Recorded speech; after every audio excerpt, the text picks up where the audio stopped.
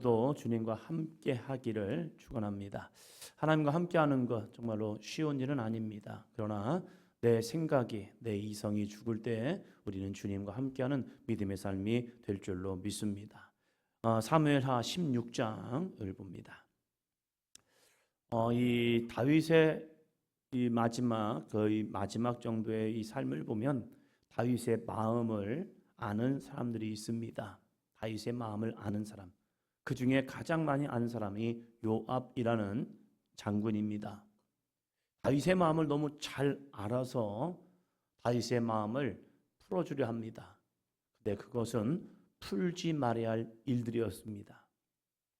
그런데 이 다윗이 두 마음이 있었겠죠. 이 마음과 저 마음. 근데 이 다윗이 자기의 마음을 결단하지 못하고 한 마음을 그냥 마음에 품기만 합니다. 하지 않아야 할 것이기 때문에 그렇습니다. 우리가 그렇잖아요. 우리도 여러 가지 마음이 있는데 이걸 하고 싶지만 하지 말아야 해 라는 마음들이 있잖아요. 근데 이것을 누군가 하게 하면 속은 편한 것 같아요. 풀어주니까 된다. 그런데 이것은 하고 싶지만 하지 말아야 할 것을 하면 기분은 좋은 것 같아요. 그러나 하고 나면 문제가 생깁니다. 다윗에게 있어서 압살롬이라는 아들은 정말로 이 다윗의 마음에 참 좋은 아들입니다. 압살롬의 기질과 성향을 보면요, 참 잘생기기도 하고 멋있고 용맹하기도 합니다. 감히 아버지한테 대적하여 아버지를 치고 내가 왕이 되겠습니다 라는 용맹함, 그 용맹함은요 다윗이 볼 때에도 압살롬은 있는 거예요. 그러한 아들이 자기를 뒤를 이어서 왕이 된다면 이 나라는 더 강력한 나라가 될 수 있습니다. 그런데 중요한 게 있습니다. 내 의지가, 내 혈기가 앞서면 그건 하나님의 나라는 아닌 거예요. 그러니까 다윗이 압살롬을 향한 애정은 있지만 그 애정이 앞서서 하나님의 뜻보다는 먼저 나갈 수가 없는 거예요. 그래서 다윗은 압살롬이 형을 죽였던 그러한 죄가 있어서 그가 도망가였지만 그를 부르고 싶지만 부르지 못하는 이 아버지의 마음도 있는 거예요. 그런데 이 요압이라는 왕이 여러 가지 방법을 통하여서 압살롬을 다시 이 이스라엘로 데려오게 합니다. 데려왔어요. 그러나 다윗에게는 이 압살롬을 만날 수 없는 그 마음이 있는 거예요. 그 마음. 그런데 이 압살롬이 요압의 땅에다가 밭에다가 불을 질러가지고 요압이 열을 받게 해가지고 압살롬을 찾아오게 만듭니다. 그러면서 왜 너는 나를 데려오게 해놓고 아버지를 만나는 자리를 만들어주지 않느냐 하면서 이 요압을 강력하게 이 압박함을 통하여서 이제 다윗과 압살롬이 화해하는 듯합니다. 그러나 이 화해하는 듯하였지만 이 압살롬의 자기 의지, 자기 주장은 굽히지 않습니다. 그리고 아버지를 쳐버리고 내가 왕이 돼야지라는 그런 반역을 일으키게 됩니다. 그 반역 속에서 다윗이 이제 예루살렘을 버려두고 도망을 가죠. 그 도망을 가는데 한 사람이 훅 나타납니다. 그가 시므이라는 사람입니다. 오늘 그 부분을 보려고 합니다. 16장 5절입니다. 16장 5절. 다윗 왕이 바후림의 이름에 거기서 사울의 친족 한 사람이 나오니 게라의 아들이요 이름은 시므이라. 그가 나오면서 계속하여 저주하고 아멘. 사람이 문제를 만났을 때 거기서 긁는 사람이 있습니다. 화를 돋는 사람이 있습니다. 그러면 그 문제로 인하여서 사람이 굉장히 예민해져 있는데 그때 말 한마디 잘못하면요 온 화가 그에게 돌려집니다.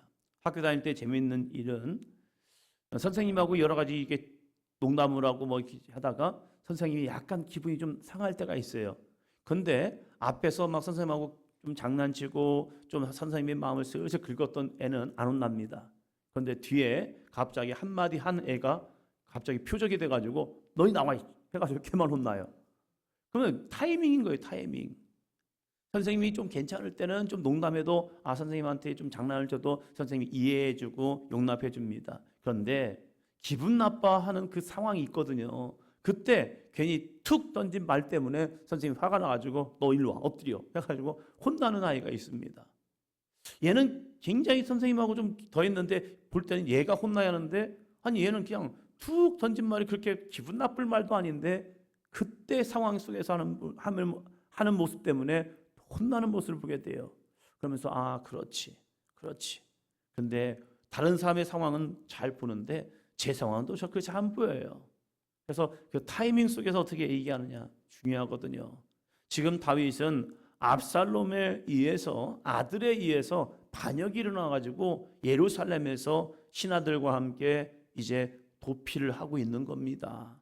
그런데 그 상황 속에서 사울의 친족 한 사람이 나와서 시므이라는 사람이 나와서 계속하여 저주합니다. 저주하는 모습을 한번 봅니다. 7절, 8절입니다.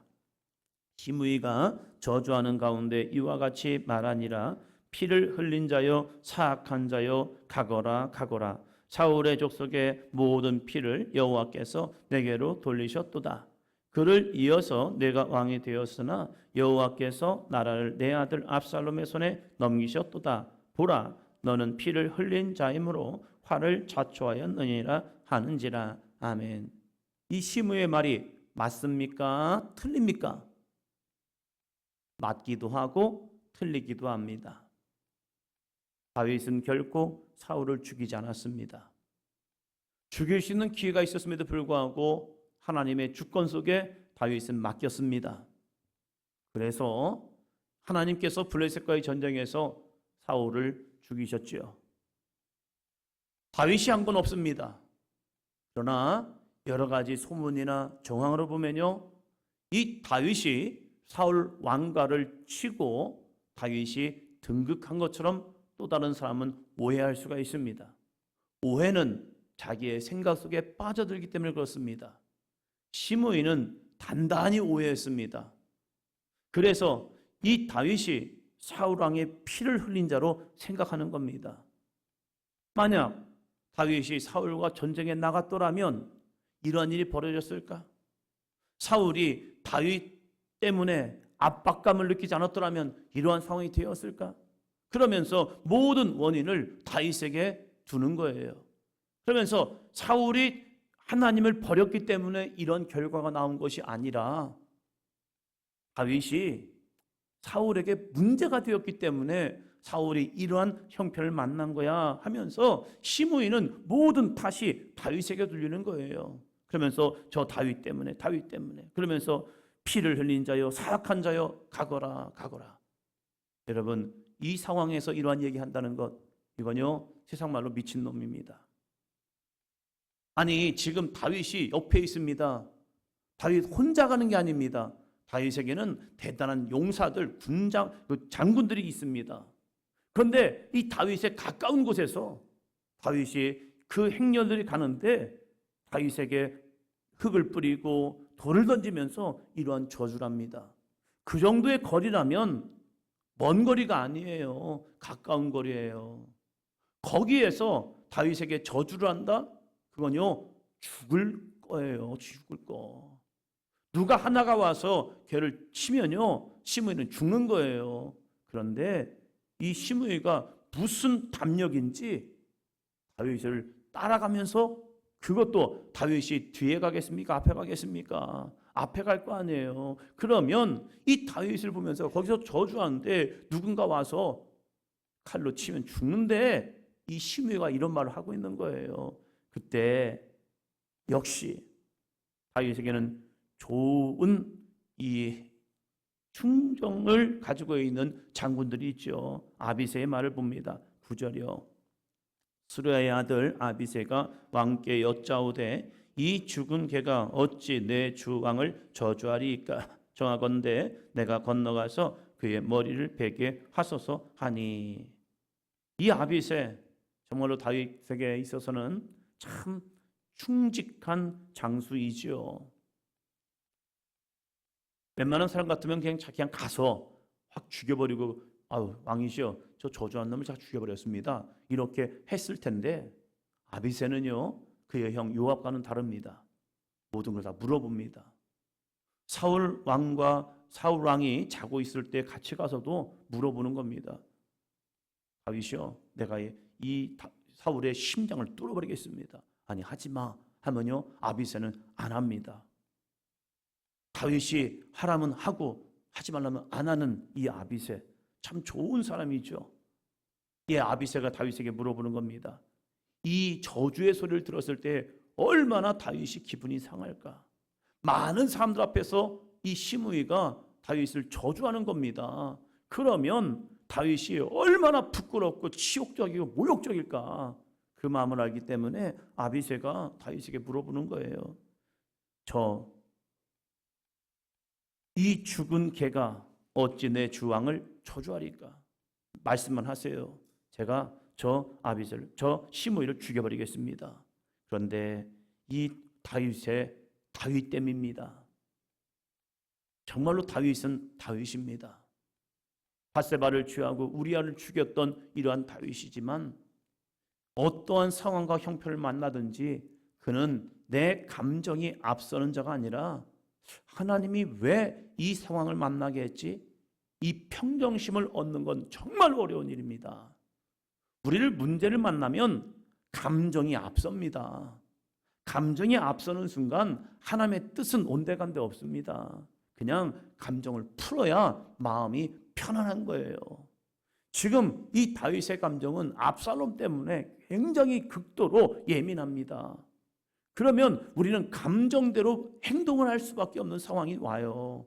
그런데 다윗은 이 시므이가 그 많은 사람들 앞에서 자신을 저주하고 막 이렇게 욕을 하는데 그 상황 속에서 감정이 아니라 하나님의 의도를 바라봅니다. 자, 고백 봅니다. 10절입니다. 왕이 이르되 스라의 아들들아, 내가 너희와 무슨 상관이 있느냐? 그가 저주하는 것은 여호와께서 그에게 다윗을 저주하라 하심이니 내가 어찌 그리하느냐 할 자가 누구겠느냐 하고. 아멘. 스라의 아들들아, 내버려 두어. 이 저주의 소리를 그냥 내버려 두어. 마음은 상하고 기분은 굉장히 극도로 예민해 있고 나도 죽이고 싶은데 그냥 스라의 아들들아 그냥 내버려 둬. 그러면서 그 이유가 있습니다. 여호와께서 그에게 다윗을 저주하라 하심이니 내가 어찌 그리하겠느냐 할 자가 누구겠냐. 너 왜 이렇게? 너 왜 그렇게? 라고 물어볼 자가 누가 있겠냐고요.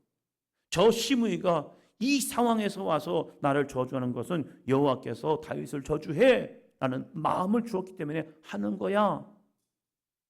하나님이 정말 그렇게 시켰을까요? 하나님이 시므이에게 그 마음을 주었을까요? 제 생각으로는 아닌 것 같아요. 하나님이 다윗에게 이 시므이에게 이렇게 하라고 시켰을까? 아닐 것 같아요. 그런데 다윗은 뭘 보느냐? 그러한 상황 속에서도 하나님의 주권, 상황은 아닌 것 같아요. 그런데 그 아닌 상황 속에서 하나님은 왜 나에게 이 상황을 주었지? 하나님의 뜻을 찾고 싶은 거예요. 누군가 나를 욕할 때 사람은 감정이 상해요. 그런데 이 다윗은 이걸 본 거예요. 이것도 우연은 아닐 거야. 이거 우연이 아니야. 근데 하나님은 이 상황 속에서 나를 왜 집어넣으셨지? 이 상황 속에서 하나님은 내가 어떻게 하길 원하시지? 화를 내기 원하실까? 감정대로 얘를 죽이길 원하실까? 그건 아닐 거야. 이 상황에서 나는 주님의 뜻을 발견하고 싶은 거예요. 다윗 교만했었거든요. 하나님의 뜻을 묻지도 않았거든요. 압살롬의 관계 속에서 하나님의 뜻을 구하지 않았었습니다. 그리고 그냥 이 사건을 그냥 내버려 뒀던 거예요. 그 모든 것 속에서 지금 하나님이 그를 책망하시는 것을 깨닫게 되는 거예요. 그래서 하나님의 뜻을 구하면서 그 발걸음을 가고 있다는 사실입니다. 사랑하는 성도 여러분, 감정보다 하나님의 뜻을 구하는 저와 여러분이 되기를 주의 이름으로 축원합니다. 때로는 어떤 상황을 만나면 감정이 확 무너질 때가 있어요. 아우 이게 뭐야? 이게 뭐야? 그러면서 나 믿음 생활 못하겠다. 이런 상황이 올 때도 있어요. 그러나 우리가 중요한 것은 하나님이 왜 이 상황을 만나게 했지? 왜 이 문제를 만나게 했지? 그러면서 우리는 하나님의 뜻을 구할 수 있는 삶이 되기를 주의 이름으로 축원합니다. 그러면서 또 이런 고백을 합니다. 11절 12절이요. 또 다윗이 아비새와 모든 신하들에게 이르되 내 몸에서 난 아들도 내 생명을 해하려 하거든 하물며 이 베냐민 사람이랴 여호와께서 그에게 명령하신 것이니 그가 저주하게 내버려두라. 혹시 여호와께서 나의 원통함을 감찰하시니 오늘 그 저주 때문에 여호와께서 선으로 내게 갚아 주시리라 하고. 아멘. 내 아들마저도 내 생명을 해하려고 하는데 이 베냐민 사람이라, 야, 이 베냐민 사람이 나를 저주하는 것이 너 얼마나 큰 일이겠느냐. 누군가 나를 향해 던지는 욕도 저주도 이 다윗은 그저 받으려고 합니다. 하나님이 의도가 있으셔 이렇게 해요. 그러면서 하는 말이 여호와께서 그에게 명령하신 것이니 그가 저주하게 버려두라. 그냥 버려둬. 이걸 난 들어야 해. 나는 이 저주를 들어야 해. 근데 중요한 고백이죠. 12절. 혹시 여호와께서 나의 원통함을 감찰하시리니. 하나님이 이 소리를 다 듣고 계셔. 하나님의 시므이가 나를 저주하는 걸 다 듣고 계셔. 그것이 혹 하나님의 뜻이 아니라면, 하나님의 말씀이 아니라면 하나님이 이 원통함을 나에게 갚아주실 거야. 자신은 그것을 하나님의 뜻으로 받아들이지만 지금 이 상황이 하나님의 뜻이 아니라면 하나님이 한번 더 합니다. 역전시켜 주시리라. 저주가, 저 시므의 저주가 변하여서 나를 다시 회복시켜 주실 거야. 듣자. 그냥 하나님의 뜻으로 듣자. 그리고 그 뜻 가운데 겸손하자. 그러면 우리가 지금 이 상황이 화로 보이지만 화가 아니라 역전시키는 하나님의 은혜가 될 거야 하면서 시므의 모든 저주를, 속에서는 왜 이 다윗이라고 감정이 상하지 않겠습니까?